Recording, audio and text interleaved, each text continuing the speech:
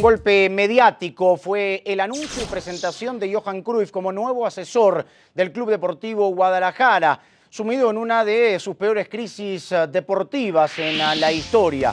El conjunto de Jorge Vergara presentó en sociedad a Cruyff con un contrato de 3 años, viene a dar una asesoría, va a realizar un análisis estructural en los próximos 15 días, después presentará su informe, aparece con Todd Bean, que es el yerno de Cruyff, encargado y director internacional del instituto del holandés, cuyo palmarés es reconocido a nivel mundial.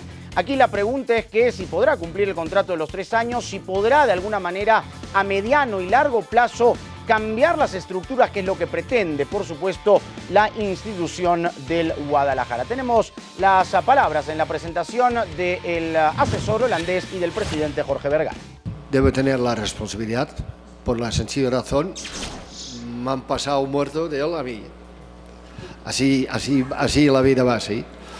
Entonces yo acepto, lógicamente, para tener toda la libertad de hacer las cosas lo que se tiene que hacer. Jugar muy bien la primera parte de la liga y jugar un poco peor hoy, no puede ser que uno sabía jugar y ahora no sabe jugar. Es una absurdez. Por lo tanto, es conjuntar todo el conocimiento y entonces automáticamente mejorar. ¿Qué motivó?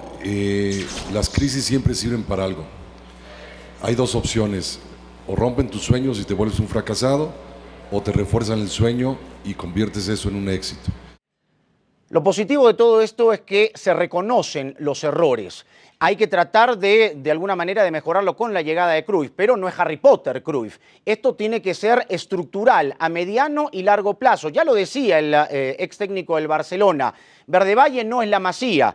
En España se juega como tal, es muy distinto el fútbol mexicano y también muy distinto el fútbol holandés. No se puede poner en una misma licuadora las 3 estructuras o por lo menos las 2 primeras experiencias que ha tenido Johan Cruyff en Holanda y en España. Tiempo al tiempo, darle ahora el trabajo de visoría y de análisis en los próximos 15 días, la entrega del informe y ver poco a poco los cambios estructurales que se vayan realizando en el Club Deportivo Guadalajara. Siga con nosotros, siga en deportestelemundo.com.